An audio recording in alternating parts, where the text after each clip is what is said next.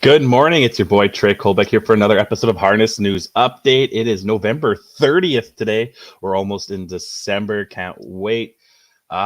But yeah, we're live today on our presenting sponsor, harnesslink.com. Harnesslink.com is the only harness racing website truly dedicated covering news and events in the standardbred industry worldwide. We're on our Facebook, Twitter, and YouTube channel. So make sure to like, subscribe, comment, all the wonderful things you can do on social media. And today's episode is also sponsored by HarnessBid. HarnessBid is the game changer for standardbred and harness racing bloodstock industry.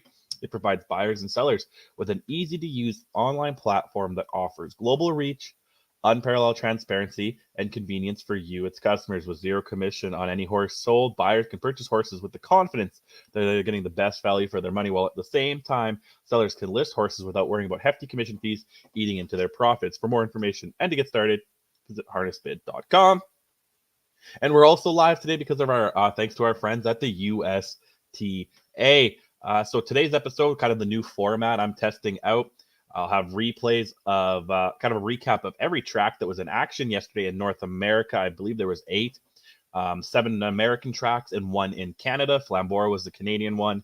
The Americans, Monticello, the Meadows, Dayton Raceway, Dover Downs, Batavia Downs, Northfield Park, and Yonkers was the last one. We'll look at that, go over kind of a quick recap of their pick 5 and anything important that happened at each track. And bear with me. I'm trying a new format out. There might be glitches there. I unfortunately couldn't get it figured out yesterday, so that's why we're here. That's why we missed yesterday. We're here today live. But before I get to that part, I'm going to welcome. I did an interview with Harness Link Canadian editor, Nicholas Ace Barnsdale, to talk about one of his articles that he just published. So, before we get into the replays, let's turn it over and listen to what Ace and I had to talk about. Joined by Nicholas Barnsdale, also known as Ace. You might know him as Ace. That's literally all I call you. My girlfriend doesn't know who Nick is. I say, "Oh, Ace texted me." So here he is, Canadian editor of Harness Link. Normally you just do a lot of recaps and stuff, but hey, you could still pull a pretty dang good story out of your bag of tricks here with the one you did about Sintra. And for anyone watching, the link is in the description on Facebook and YouTube. So either pause right now and give that a quick read, or listen to what me and Ace are going to say and then give that a read if you haven't yet. But thanks for joining me, man.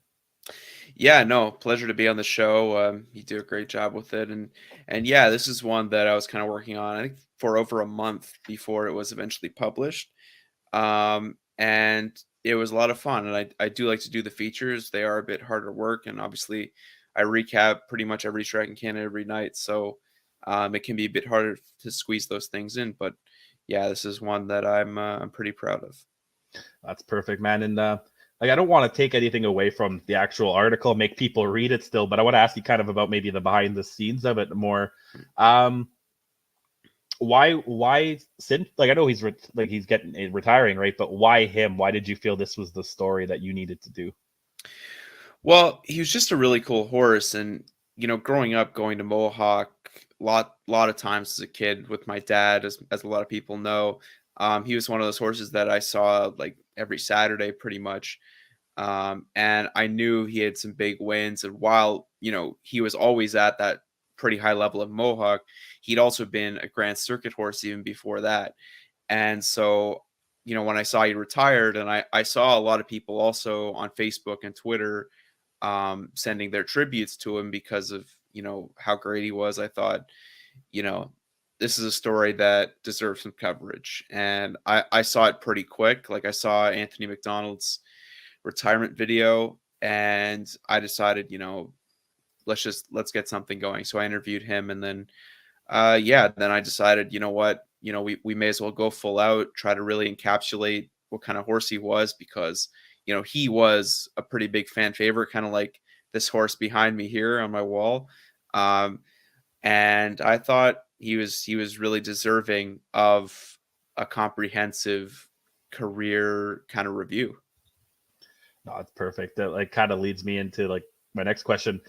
I feel like almost everyone in this industry, or most people, seem to have that horse that just kind of stuck in their mind.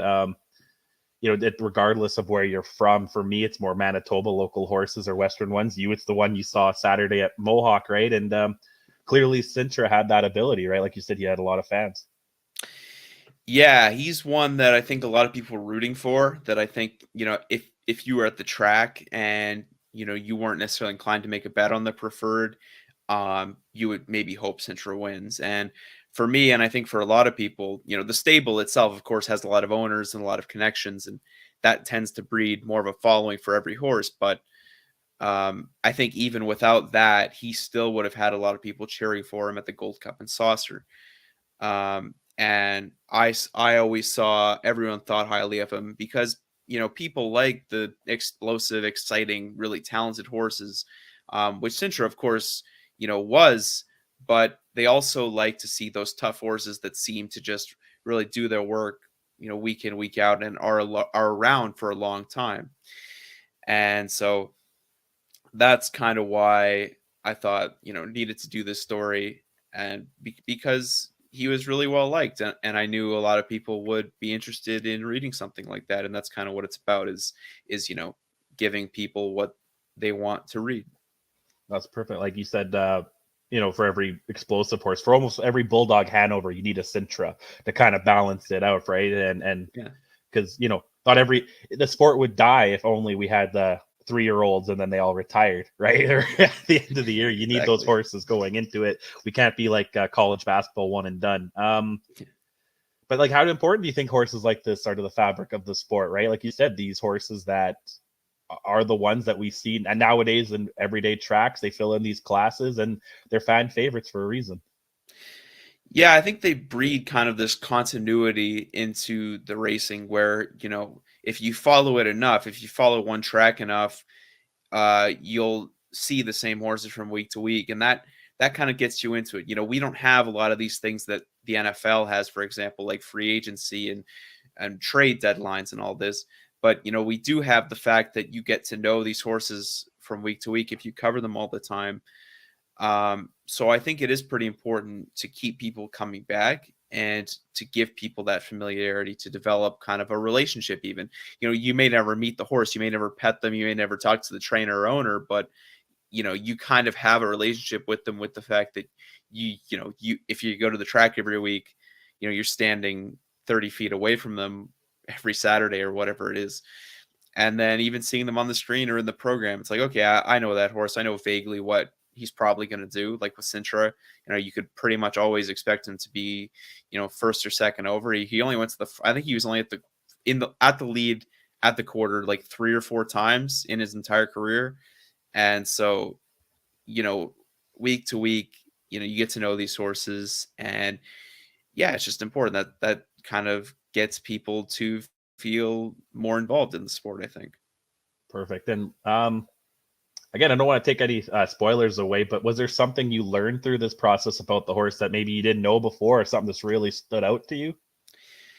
Yeah, I mean, I didn't know a lot of the different things behind him. Like you go to the track, you see him every week, or you see him in the program, but you don't learn kind of also his mannerisms. You don't learn what was behind certain things or changes in ownership. Like for example, I didn't know that the partnership was supposed to be dissolved and he was supposed to be sold, but Mike Guerrero bought everyone else out and then changed the owners that way.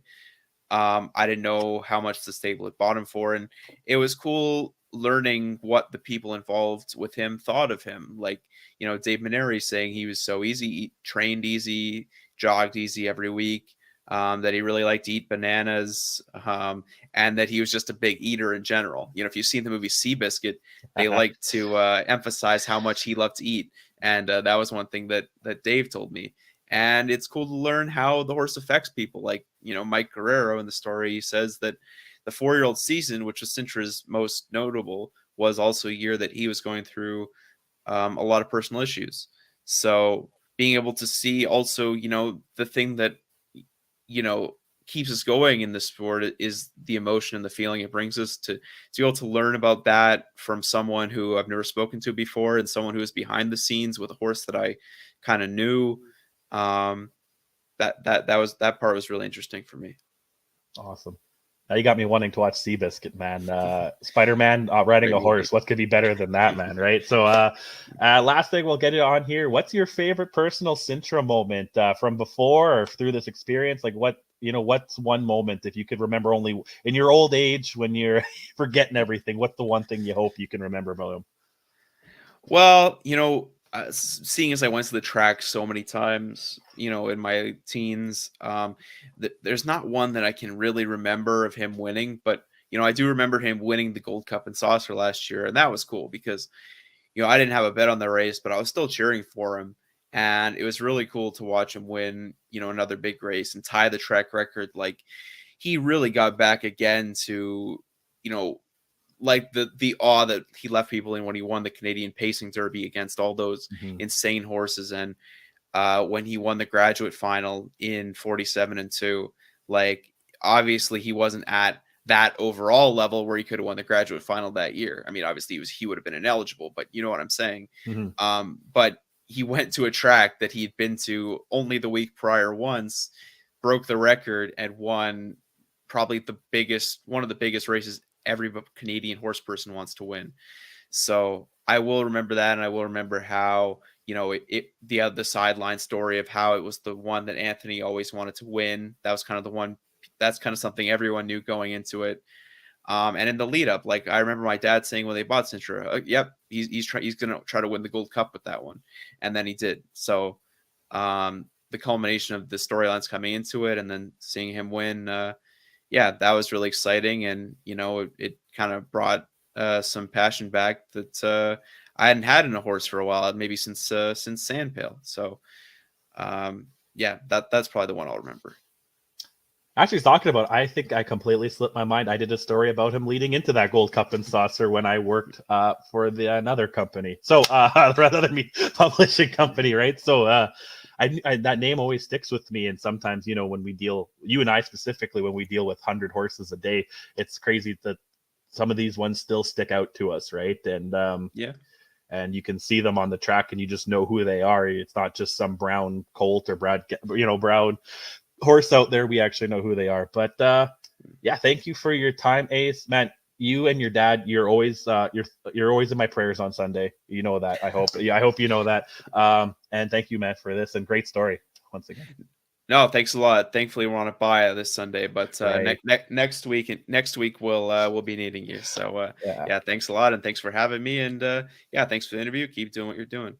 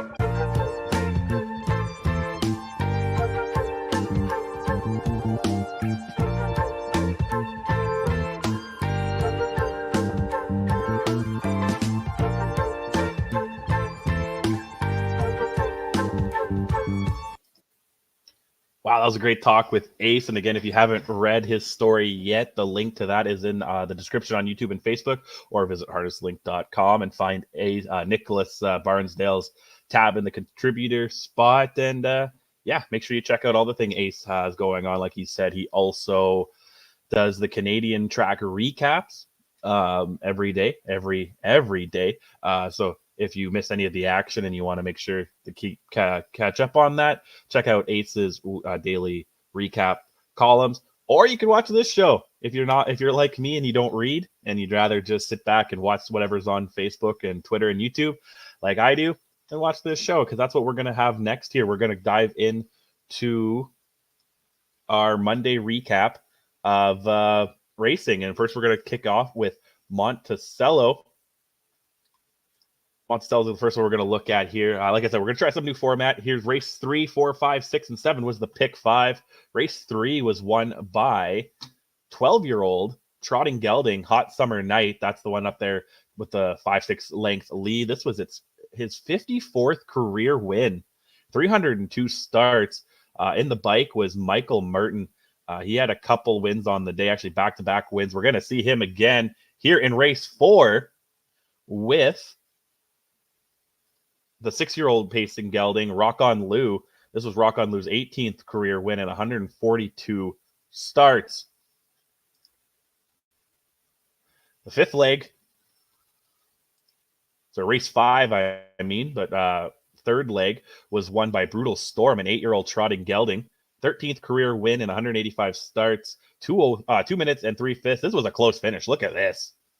Just right down to the line. But yeah, Brutal Storm just edged it out.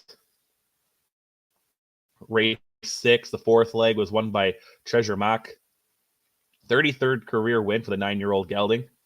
Does it in 158 and 3. Another close finish, but just sneaks up along the inside there to take the win. And the last and final leg to win 159 and 3. The pick 5 at Monticello, $1 Canadian, paid $193.65.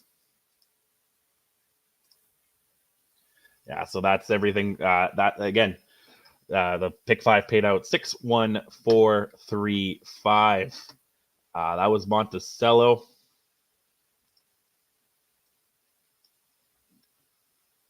The next track we'll look at is the Meadows here. Just let me get it all ready to pull up here. Like I said, I'm trying out a new format. It might be a little slow going at times, but we'll look here at the Meadows. Their pick 5 ran races 9 through 13. Here's race 9.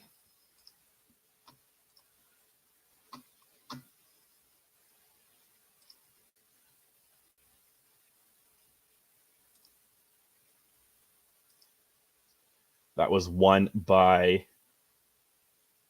sorry, my page is all messed up here. Race 9 was won by the Hazelton, 11th career win. Here, race 10 was won by Leave Her Wild, a 5-year-old mare, 10th career win for her. She goes wire to wire in 154 and 3. Hunter Myers was in the bike. I believe he had the hat trick on the day. Race 11, the 3rd leg was won by Aunt B, another mare, this time a 6-year-old mare. She goes in 156 and 2 for her 18th career win. She was in the bike was Aaron Johnston. He picked up, he actually only had 1 start on the day, and this was his win. So not bad, going perfect 1-for-1 on the day. Race 12, the 4th leg, was won by Sportsbook Hanover, another 4-year, this time still a mare, but 4-year-old mare, Pacer, by Betting Line. 3rd career win for the 4-year-old mare and 44 career starts. She actually makes a new lifetime mark of 155 flat. And this was another one of the wins for Hunter Myers. And the last and final leg was won by Stormont Ventnor, an 8-year-old trotting gelding. 21st career win in 120 starts. 155 and 3 was his lifetime mark was 152 and 4, which he achieved at the Meadowlands.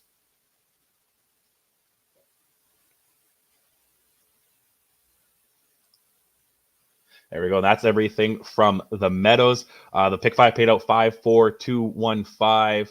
60-cent pick 5 paid out $448.83. Now we'll move on to Dayton Raceway. Their pick 5 ran races 2, 3, 4, 5, and 6. Here's the first one.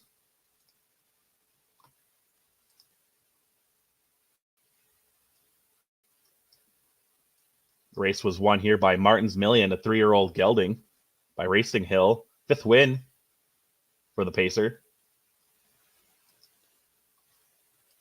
The next leg 2, which was race 3, was won by Special FX, a sports writer product. 5-year-old gelding, 18th career win, goes in 153-1.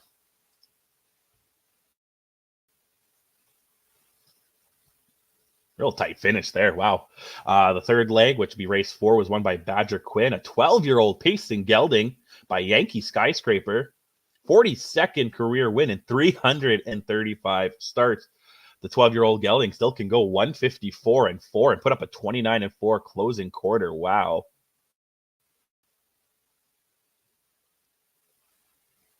And the next leg was won by Big Gulp, a 5-year-old gelding by Always a Virgin.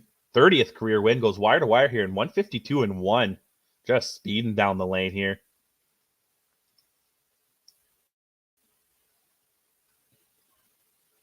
And the last and final leg was won by Rose Run Explosion, a 4-year-old gelding, picks up the win in race 6 at Dayton Raceway yesterday.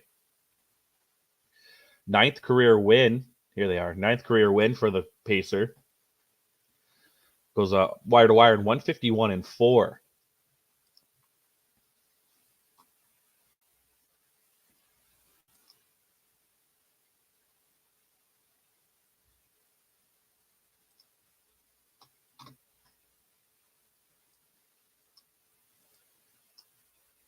And the pick 5 there at Dayton Raceway paid $211,861. $1 actually paid $934.05.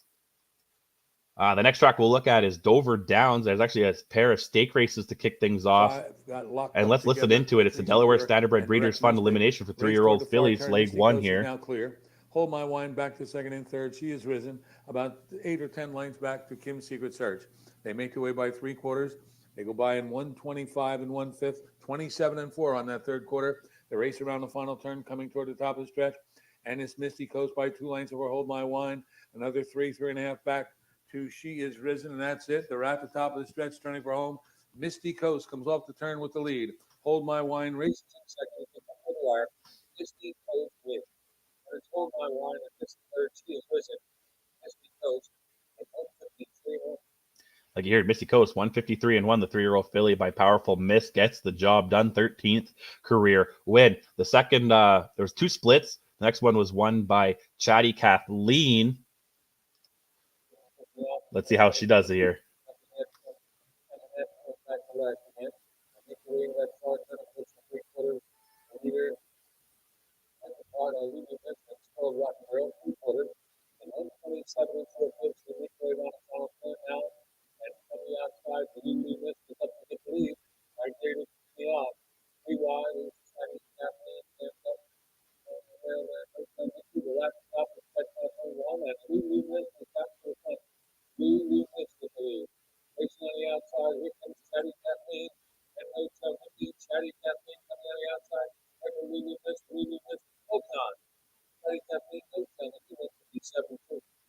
Yeah, unfortunately, actually, Chatty Kathleen got placed first in that one. 157-2 is a new lifetime mark for her 3rd career win. Now on to the pick 5 at Dover Downs. Ran races 6, 7, 8, 9, and 10. The first one here was won by Tobago Time.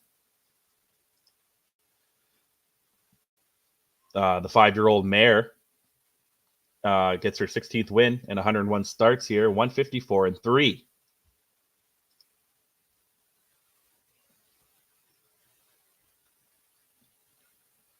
The second split was, the second leg, race 7, was won by Western Secret, an 8-year-old mare by Western Terror. 23rd career win in 133 starts. She goes pretty much wire to wire in a 155-2 March here. Look, big lead. Just best in that one by a far margin. And then the third leg, race 8 at Dover Downs last night, was won by Kissin' Joe, a 3-year-old bay filly by Roll With Joe. Gets her 4th career win in 155-3, which ties her lifetime mark. She did it before at Heritage Raceway and now does it again at Dover Downs. Race 9, the 4th leg, was won by Faithful Dawn. Wins in 156-4. They're coming 4 wide. Wow. big finish down the stretch here. Faithful Dawn's a 5-year-old mare, 18th career win. Comes just 5 wide, just charges past. And then the 5th and final leg, Grandeur Sealster takes this one home to wrap things up in the pick 5 at Dover Downs. 3-year-old filly by all bets off, 7th career win in 28 starts, goes wire to wire, 153-1. Her lifetime mark of 151-1 was done at Woodbine Mohawk Park.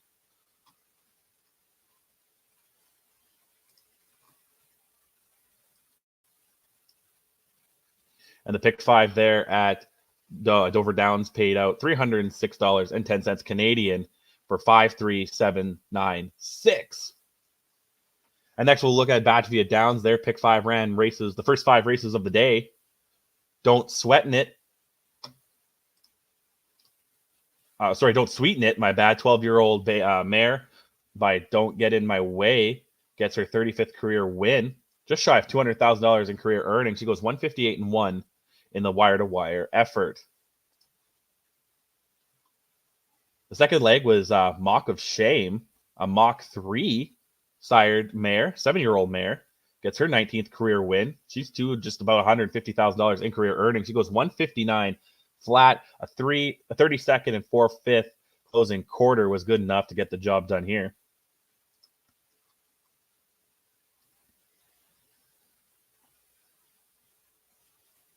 Race 3, the third leg, was won by Purpose Blue Chip. 8-year-old trotting horse by Chapter 7. 16th career win in 98 starts. Goes in 159-1. Comes charging late here just to pass. First win since October the 21st.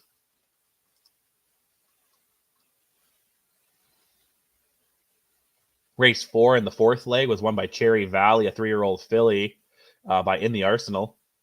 9th career win. Goes wire to wire 157-4.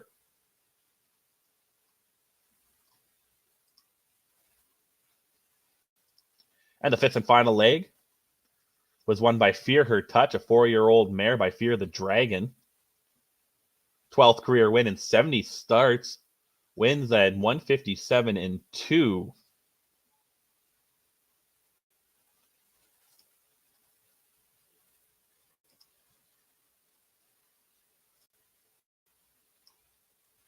Ooh, close finish there. And the pick 5 at Batavia Downs, $1 Canadian paid $1,192.75 for 11212. And then the next track we'll look at here is Northfield Park. Their pick 5 ran races 6, 7, 8, 9, and 10. Here's race 6. Roger that, Blue Chip at 2-1. The 6-year-old Gelding by Captain Trentress gets his 16th career win. Wins in 155-2.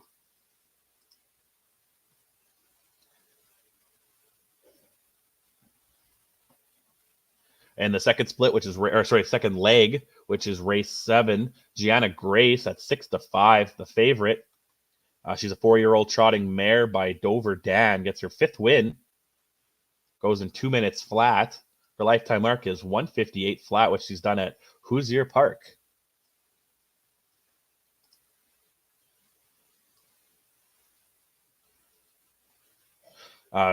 Leg 3 was won by Marg's Buddy, a 4-year-old trotting gelding by Flanagan Memory. His first win here, actually. Gets his breaks his maiden in 2 minutes flat.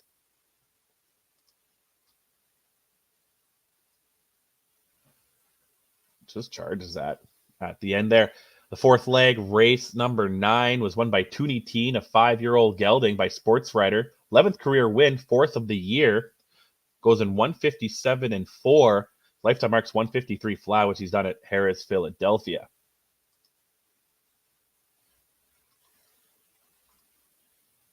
And in the 5th and final leg, he bombs away here, upset 10-1. SJ Star Zoomer by Star Crazed, 4-year-old trotting gelding, gets his 4th win of his career, 2nd of the year. Comes in here late at in 201-4. To win by a neck. He's actually getting charged down, but he holds on. 10-1. And because of that, the pick 5 92955 $1 Canadian paid $2,917. Now we're going to look at the one and only Canadian track in action last night. Flamborough Downs, first pick 5, ran races 1, 2, 3, 4, 5. Dance on the Moon, 3-year-old gelding by Shadow Play, gets his first career win as well in 2 minutes flat here at Flamborough Downs. Scott Coulter was in the bike. The second leg of the early pick 5 was won by Hugh Half, a 3-year-old gelding by Better Than Cheddar. 6th win in 30 starts for the Pacer. He goes wire to wire in 156 and 4. Actually, back-to-back wins, both coming wire to wire here at Flamborough for Hugh Half.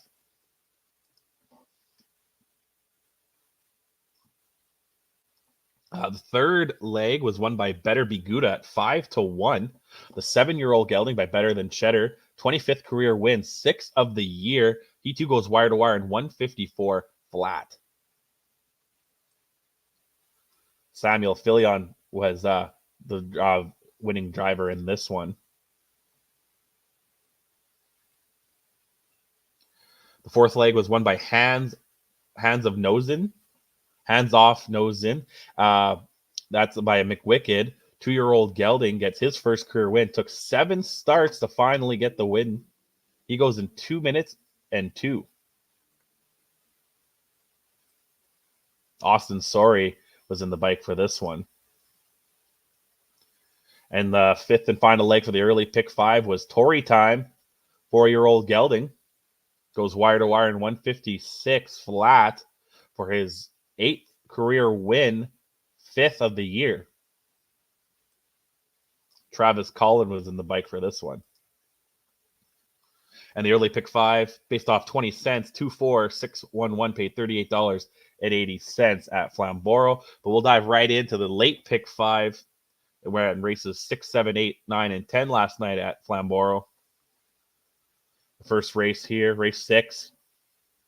PL Quicksand, 3-year-old gelding by Better's Delight. 4th win in 30 starts. Goes in 157 flat. Comes charging in this one. Oh, what a finish here. Just down the stretch. Colin Kelly in the bike for this one. Ooh, that's close, but yeah, just gets the win. PL Quicksand. Leg 2, which is race 7. A 2-year-old colt by the name of He's Coming On by Sunshine Beach gets his first win. Took 5 starts to do it. Goes in 2 minutes. 2:01 and 2. His best finish before this was a second place finish a few weeks ago here at Flamborough. Austin Sorry with another win.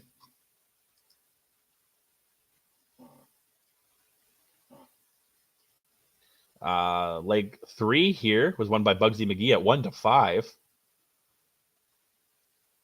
The 9-year-old gelding by Better's Delight. 52nd career win in 222 starts. Just charges late. Goes wide to wire. 155 and 3. Leg 4 was won by You're the One, a 5-year-old gelding by Shanghai Phil. 20th win in 94 starts. Travis Collin takes this horse wire to wire. I like that white one, how it looks, though. That's a nice looking horse on the inside there, but can't get the win, that one.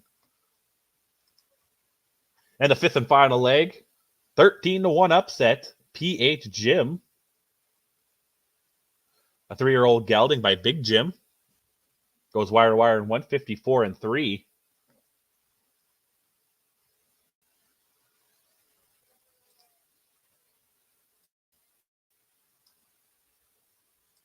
The late pick 5 at Flamborough, 20 cents, paid $235.97. It paid out 45224. And the last track we'll look at today, last night, Yonkers, their pick 5 ran races 5, 6, 7, 8, and 9. Here's the first one, Italian. Sorry, not yet. Wrong page here.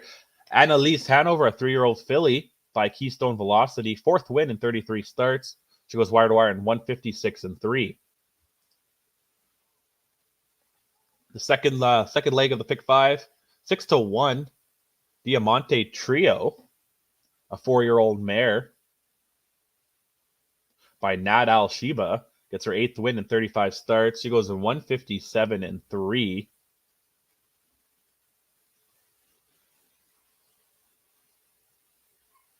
She's the one comes charging down the middle of the track here, coming late. Yep. DeMonte Trio with the win there. The third leg of the pick 5. Race 7 was won by Wonderful Beach, a 3-year-old filly by Beach Tree. 8th win and 30th start. Goes wire to wire at 156-1. Back-to-back wire-to-wire wins here. Last time she went 152-1 at Dayton Raceway. Follows it up here with that 156-1 at Yonkers. The fourth leg, race 8, 1-5 favorite, Mariner Sealster by Camluck, 14-year-old gelding, 69th win, 431 career starts. That's a true journeyman there, just shy of $1 million, $987,905. He goes 157-2. He's actually won 4 in a row right now. He's won 3 at Yonkers, and he won the Vets Pace at Pocono Downs at the beginning of November. Wow, 431 starts here for Mariner Sealster. And in the 5th and final leg at Yonkers was won by Italian Delight, a Better Delight, 10-year-old gelding, 145 starts, 27th win here, goes wire to wire in 155-2. He's actually won 4 of his last 5. And here at Yonkers, the $1 in Canada, Canadian pick 5 pays $4,067.85. Wow, that's everything from yesterday. If you've noticed on the bottom, the little thing on the bottom there, that's all the tracks going down tonight, and I'll have the recap for that tomorrow, same time. 11 a.m. Eastern time is kind of the new time. I'm going to try to make sure everything is out for, just so we don't overlap with racing, because racing, I believe, kicks off at noon tomorrow. Let's see. I was going to wait for the ticker to come back here. I can't remember the time. We got 10 tracks tomorrow. Today, I mean. We got 10 tracks today, and I'll make sure to have all this for you tomorrow. Thank you for joining me again. Thank you to Ace. There's Monticello at 12:10 p.m. Eastern time tomorrow. So I'll make sure it's all out before they start there. Thank you again to Nick Ace Barnsdale. Make sure you check out his article. It's in the description on YouTube and Facebook. If you're watching somewhere else or you can't find it, just go to harnesslink.com and search up Ace's name on the contributor page. Make sure you follow him for all the race Canadian track recaps as well. Make sure you follow me for everything I got going on there as well. And check out the other people, the American crew, Steve, John Barry, Kim. They always have stuff going on. And hey, if you're North American and you want to check some other stuff out, we got New Zealand, Australia, and Europe going on as well.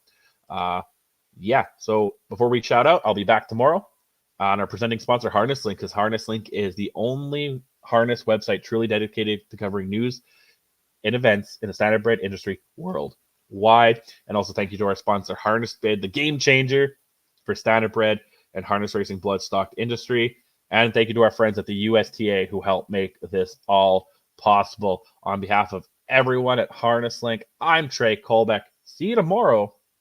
Bye-bye.